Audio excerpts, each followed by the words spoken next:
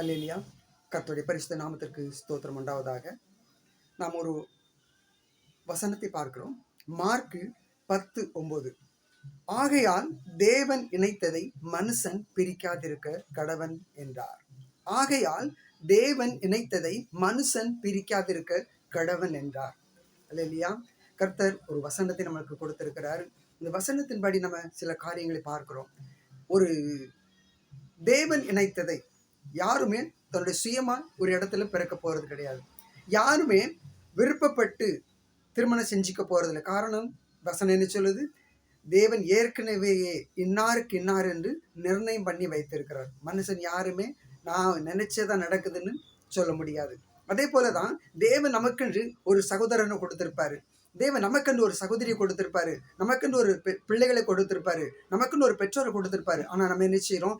எனக்கு ஏன் இப்படி ஒரு அண்ணன் பிறந்திருக்கணும்?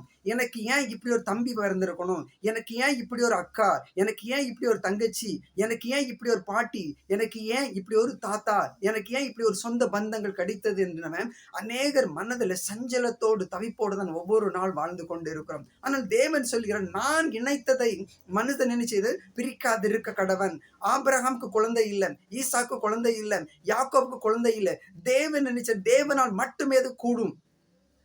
அண்ணாளுக்கு குழந்தை இல்லை, அவ தேவனுடைய சமூகத்துல உட்கார்ந்து அழுது புலம்புனா அதுக்கப்புறம் தான் ஒரு குழந்தை பாக்கியம் பெற்றுக்கொள்ள முடியுது. அது மனிதனால எதுவுமே முடியாது. தேவன் நினைத்த மட்டும்தான் இன்னார் இந்த வீட்டுல பிறக்கணும், இன்னார் இந்த வீட்டுல பிறக்கணும், இன்னார் இப்படி பிறக்கணும், இன்னார் இந்த ஒரு வீட்டுக்குள்ள இந்த ஒரு குடும்பத்துக்குள்ள இருக்கணும் அப்படின்னு தேவன் ஏற்கனவே நிர்ணயம் பண்ணித்தது தான் நாம் இன்னைக்கு நடந்து கொண்டு இருக்கிறோம். ஆனா மனுஷனுடைய விருப்பத்தின்படி மனுஷன் யாருமே சொல்ல முடியாது, எனக்கு இப்போ ஒரு ஆண் குழந்தை பிறக்கும், அந்த குழந்தைக்கு நான் இப்படி பெயர் வச்சிருக்கிறேன், எனக்கு இப்படி ஒரு பெண் குழந்தை பிறக்கும், அது கருப்பா இருக்கும், இல்ல அழகா இருக்கும், நல்ல சுருட்ட முடியா இருக்கும். யாருமே நிர்ணயிக்க முடியாது. காரணம், இவை எல்லாமே ஒரு மறைப்பொருளாகத்தான் தேவன் வைத்திருக்கிறார். அதனால்தான் தேவன் என்ன செய்ய கொடுத்திருக்கிற ஆசீர்வாதம் இது. நமக்கு அழகான ஒரு அண்ணன், ஒரு தம்பி, ஒரு அக்கா, தங்கச்சி, அம்மா, அப்பா, பாட்டி, தாத்தான்னு அநேக சொந்த பந்தங்களை நமக்கு கொடுத்திருக்கிறாரு. நாம இவர்களை பிரிஞ்சு வாழ்ந்து கொண்டு இருக்கிறோம்.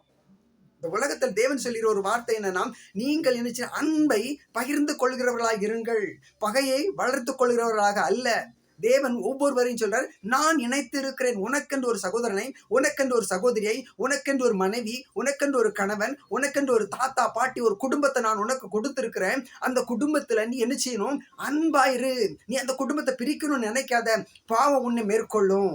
நீ குடும்பத்தை பிரிக்க நினைக்கும் போது பெற்றோரை விட்டு பிள்ளைகளை பிரிக்கிறதும், பிள்ளைகளை விட்டு பெற்றோரை பிரிக்கிறதும், மகனை விட்டு மகளை பிரிக்கிறதும், மகளை வச்சு மகனை பிரிக்கிறதும், இது பெரிய பாவம். தேவன் சொல்கிறார், இது பெரிய பாவம். தேவன் இணைத்திருக்கிறார் ஒரு குடும்பத்தை, தேவன் இணைத்திருக்கிறார். திருமண பந்தத்திலே தேவன் ஒரு ஆணையும் பெண்ணை இணைத்து அவர்களுக்கென்று பிள்ளைகளை, பெண் பிள்ளை கொடுத்திருக்கிறார், ஆண் பிள்ளைகளை கொடுத்திருக்கிறார், நல்ல மாமியாரை கொடுத்திருக்கிறார். இந்த குடும்பத்துக்குள்ள பிரிவினைகளை கொண்டு வருகிற ஆவி தேவனால் சபிக்கப்பட்டதாக இருக்கும். நீங்களும் நானும் இந்த சாபத்துக்குள்ள ஆகாதபடிக்கு தேவன் நமக்கு கொடுத்திருக்கிற அந்த குடும்பத்துக்குள்ள சகோதரன் நமக்கு தந்தாலும் சரி, தரலனாலும் சரி, நமக்கு தேவன் வச்சிருக்கிற நல்ல கைகளை கொடுத்திருக்கிற நல்ல பலத்தை கொடுத்திருக்கிறாரு. நீங்க உங்க தேவைகளுக்காக சம்பாதித்துக் கொள்ளுங்கள். நீங்க உங்க சகோதரனுக்கு கொடுக்க கூடாது, சகோதரிக்கு கொடுக்க கூடாது, தாய் தகப்பனுக்கு கொடுக்க கூடாது. வஞ்சிக்கிறவர்களாய் நம்முடைய உள்ள என்னச்சுது தேவனை விட்டு பிரிந்துதான் இருக்கிறது. தேவன் அதனால தான் மார்க் 7:3 சொல்லப்பட்டு இருக்கிறது. ஆகையால் புருஷன் உயிரோடு இருக்கையில் வேறொரு புருஷனை விவாகம் பண்ணினால் விபச்சாரி எனப்படுவாள்.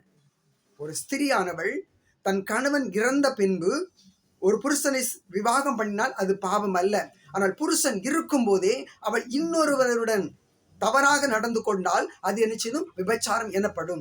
அப்படியானால் உங்களுக்கு கொடுத்திருக்கிற அந்த சகோதரனை நீங்க கோபத்தை வச்சு, சகோதரி மேல கோபத்தை வச்சு, நீங்க உங்க ஆஸ்திகளில பங்கு கொடுக்காம, உங்க அன்புல பங்கு கொடுக்காம, உங்க உடையில பங்கு கொடுக்காம நீங்க செய்கிற ஒவ்வொரு காரியமும் ஒரு விபச்சாரத்துக்கு ஒரு சம்பந்தமாக காணப்படுகிறது. தேவன் சொல்கிற, நான் இணைத்திருக்கிறேன். நான் இணைத்ததை பிரிக்கிற ஒவ்வொரு மனுஷனும் பாவத்துக்குள்ளாக சாபத்தை தான் அவன் வாழ்ந்து கொண்டு இருக்கிறான். அந்த சாபம் அவன் என்ன செய்ய நிம்மதியாக இருக்கவே விடாது. காரணம், அவன் போகிற இடங்களில் எல்லாம் இந்த பிரிவினையின் ஆவி அவனை மேற்கொள்ளும். இந்த பிரிவினையின் ஆவி அவன் இருக்கிற இடங்களிலே அவனை நிர்மூலம் பண்ணிக்கொண்டே இருக்கும். அவன் கடைசியிலே தான் தற்கொலை செய்து கொள்ளக்கூடிய சூழ்நிலை உருவாகும். அவன் மரணத்துக்கு ஏதுவாகவே இருக்கிறான். ஆனால் இயேசு கிறிஸ்து சொல்கிறார், அவர் மரித்தவர் அல்ல. இந்த திருமணம் என்பது இயேசு கிறிஸ்துவையும் மணவாளனாக இயேசு கிறிஸ்துவையும் நம் மணவாட்டியாக இருக்கிற நம்மையும் ஒரு இணைக்கிற ஒரு பந்தம். தேவன் இந்த திருமணம் இந்த மாதிரி ஒரு நிலையிலே நம்ம கொண்டு வருகிறது. நம் முழுக்க ஞானஸ்நானம் எடுக்கிறோம். அப்போ தேவனுக்கு நமக்கு ஒரு உடன்பாடு ஏற்படுகிறது. அவர் என்றுமே ஜீவிக்கிறவராக இருக்கிறார். அவரால் முடியாத காரியம் இந்த உலகத்துல ஒன்றுமில்லை. தாவீதை நாம் பார்க்கிறோம். தாவீது தன் தாயையும் தகப்பனை விட்டு பிரிந்து தேவனோடு நடந்து கொண்டிருக்கிறான். எத்தனை பாடுகள், எத்தனை வியாகுலங்கள், எத்தனை நிந்தைகள், எத்தனை அவமானங்கள். அன்பு கிடையாது அவனுக்கு. சகோதர அன்பு கிடையாது, சகோதரி அன்பு கிடையாது. ஆனால் தேவன் அவன் மேல் எத்தனை அன்பு வைத்திருந்தார். இந்த உலகம் உன்னை மறக்கலாம், இந்த உலகம் உன்னை வெறுக்கலாம், ஆனால் நான் உன்னை மறக்க மாட்டேன் தாவீது, நான் உன்னையோடு இருக்கிறேன், நீ கலங்காத என்று அவர் அனுதினம் அவனோடு பேசிக்கொண்டு இருந்தார். அவன் எப்போதுமே தேவனையே அண்டிக் கொண்டு இருந்தான். தேவன் உயிரோடு இருக்கிறவர். நாம இன்னைக்கு எத்தனை நாள் தேவனுக்கு நன்றி சொல்லி கொண்டே இருக்கிறோம். எனக்கு ஒரு நல்ல சகோதரனை கொடுத்திருக்கீங்க, ஒரு நல்ல சகோதரி தந்தீங்க தகப்பனே, உமக்கு நன்றி நன்றி. நம்ம எத்தனை முறை நம்ம தேவனுக்கு நேராக கைகளை உயர்த்தி அவருக்கு நன்றி சொல்லுறோம். ஒவ்வொரு நாளும் நம்ம என்ன செய்வோம், நம் தேவன் என்ன மரித்தவர் அல்ல, ஜீவிக்கிறவராகவே இருக்கிறார். அவர் என்னைக்கு மரித்து போறாரோ அப்போ நீங்க வேறொரு தேவனை அண்டிக் கொள்ளலாம். அப்ப அது விபச்சாரம் எனப்படாது. இப்ப தேவன் உயிரோடு இருக்கிறாரு. நம்ம தேவன் ஜீவிக்கிறவராக இருக்கிறாரு. அவர் மரிக்கிறவர் அல்ல. நமக்கும் அவருக்கும் ஒரு உடன்பாடு ஏற்பட்டு இருக்கிறது. முழுக்க ஞான ஸ்நானத்தின் மூலம் நாம் அவர் பிள்ளைகளும், அவர் நமக்கு தகப்பனுமாய் இருக்கிறார். அவர் மணவாளனாய் இருக்கிறார். நம் மணவாட்டியாக இருக்கிறோம். பரலோக ராஜ்யத்துக்கு போகும்படியாக நாம் தயாராக இருந்து கொண்டு இருக்கிறோம். ஆனா அதுக்குள்ளே அந்த மணவாளன் வீட்டுக்கு நம்ம போகும்போது ஒரு பெண்ணை திருமணம் செய்து கொள்ள வேண்டும் என்றால் இந்த பெண் வீட்டாரை இந்த மாப்பிள்ளை வீட்டார் விசாரிக்க போவார்கள். அக்கம் பக்கத்தில் இந்த பெண் பிள்ளை எப்படிப்பட்ட பிள்ளை, இந்த மகன் எப்படிப்பட்ட மகன், சாரை குடிப்பானா, விபச்சாரம் செய்வானா, பொய் சொல்வானா, வேலைக்கு போறானா என்று பல கேள்விகளை ஒவ்வொரு ஆண் வீட்டாரும் பெண் வீட்டாரும் அங்கே அக்கம் பக்கத்தில் உள்ளவர்களை விசாரிக்கிறவர்களாக இருப்பார்கள். அதில் அவர்களுக்கு பிடித்திருந்தால் அந்த திருமணம் நிச்சயிக்கப்படுகிறது. அதே போல தேவனுக்கும் நமக்கும் இருக்கிற உறவு பாவமற்ற வாழ்க்கையாக இருக்க வேண்டும். தேவனுக்கு விரோதமாக நம்ம எண்ணத்திலே சிந்தனையிலே பாவம் செய்யாதபடி நாம் ஒவ்வொருவரும் தேவனை விசுவாசிக்கிறவர்களாக இருக்க வேண்டும். அப்போதுதான் பரலோக ராஜ்யத்துக்கு நாம் என்ன செய்ய முடியும், பிரவேசிக்க முடியும். பரலோக ராஜ்யத்துக்கு போவதற்கு நம்மளுடைய பாவங்கள் எல்லாம் கழுவப்பட்டு இருக்க வேண்டும். நம் எண்ணங்கள், சிந்தனைகள், யோசனைகள் எல்லாமே தேவனுக்கு பிரியமாக இருக்க வேண்டும். அப்போதுதான் அந்த மணவாளனுடைய வீட்டிலே நாம் பிரவேசிக்க முடியும். இல்லை என்றால் நாம் என்ன செய்யப்பட்டோம், தள்ளப்பட்டவர்களாக இருக்கிறோம். திருமணம் ஆகியும் நம் டைவேஸ் நிலையிலே நாம் தள்ளப்பட்டு இருப்போம். திருமணம் ஆன பின்பு இந்த மணமகள் சரியில்லை, இந்த மணமகன் சரியில்லை, அதனால் நான் என் மகளுக்கு இந்த மணமகளிடம் நான் விவாகரத்து வாங்கிக் கொள்கிறேன், இந்த மணமகளிலிருந்து என் மகனுக்கு நான் விவாகரத்து வாங்கிக் கொள்கிறேன். கோர்ட்டில் கேஸ் நடந்து கொண்டு இருக்குது. இது எத்தனை பெரிய வேதனை, எத்தனை பெரிய வேதனையான ஒரு காரியங்கள் நம்முடைய வாழ்க்கையிலும் இதே போல நடக்காதபடிக்கு நம் கடைசியிலே மணவாளனாகிய இயேசு கிறிஸ்துவோடு மணவாட்டியாக நாம் பரலோக ராஜ்யத்துக்கு போய் சுதந்திரிக்கிறவர்களாக இருக்க வேண்டும். அப்படியானால் தேவன் நமக்கு கொடுத்திருக்கிற சகோதரனோடு, சகோதரியோடு, பெற்றோரோடு, தாய் தந்தையோடு, தாத்தா பாட்டியோடு, சித்தி சித்தப்பா, நம்ம சொந்த பந்தங்களோடு நம் அன்பு செலுத்துகிறவர்களாக இருக்கணும். காரணம் தேவன் நமக்கு இந்த ஒரு குடும்பத்தை கொடுத்திருக்கிறார். அப்படியானால் நான் ஏன் அந்த குடும்பத்தை வெறுக்க வேண்டும், நான் ஏன் அந்த குடும்பத்தை நிந்திக்க வேண்டும்? தேவன் நினைத்ததை மனிதன் பிரிக்காதிருக்க கடவன். எதற்கு நாம் இந்த குடும்பத்தை பிரிக்கிறோம்? எதற்காக இந்த குடும்பத்தோடு நான் என் கோபத்தோடு வாழ்ந்து கொண்டு இருக்கிறேன்? எதற்கு என் உள்ளத்திலே கோபம், எரிச்சல்? எதற்கு? எத்தனை நாள் நான் இந்த பூமியில ஜீவிக்க போகிறேன் எனக்கு தெரியாது. ஐயோ, இந்த பூமியில வாழும் வரைக்கும் நான் தேவனுக்கு உகந்த ஒரு பாத்திரமாக இருக்கணும். தேவன் மணவாளனாகிய இயேசு கிறிஸ்து வரும்போது நான் பாவமற்றவனாக இருந்து நான் பரலோக ராஜ்யத்தை சுதந்திரிக்கிறவளாக இருக்க வேண்டும். என்னுடைய வீடு பரலோகம், இந்த பூமி அல்ல.